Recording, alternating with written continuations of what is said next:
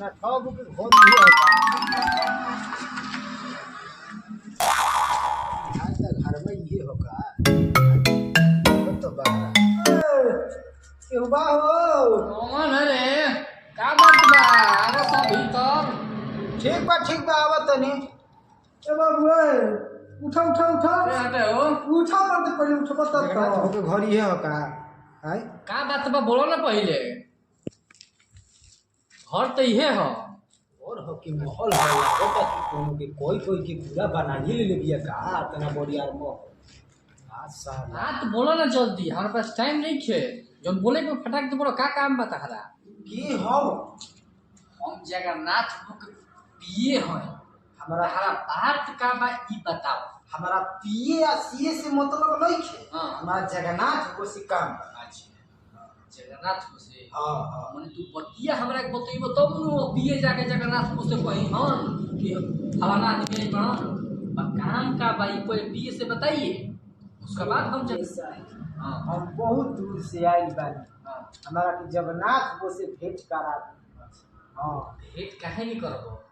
काम बोलो ना का काम बा जनतनी हमरा एगो के करवावे के हां काम इहे करवावे के बा हां का नाम बा हरा उठा के करवावे के हरा उठा बोल करवावे के बा हां हतना काम खातिर लगलो तू हतना ऐसी करे देखो काका ले ली हां लौंग ले ली ठीक बा नींबू ले ली ओकर बाद ई थी अछत ले ली अगरबत्ती राधा के तनी बात छै ठीक हतना सामान दे दी हो ओकर बाद हम काम एकदम करवा दे जगन्नाथ भौजी से नु एकदम हिले लगी हां ठीक ठीक परौठो जान जी हां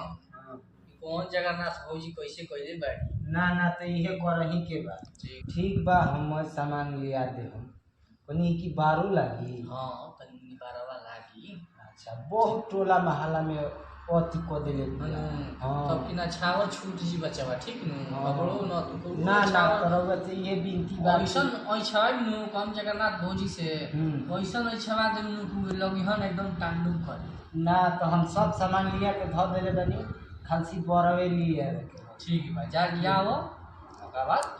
करवा देते हैं काम ठीक बा टेंशन मत लो जा ठीक एकदम काम हो जाए जगन्नाथ भौजी के आश्रम में ठीक बा हम ठीक बा जा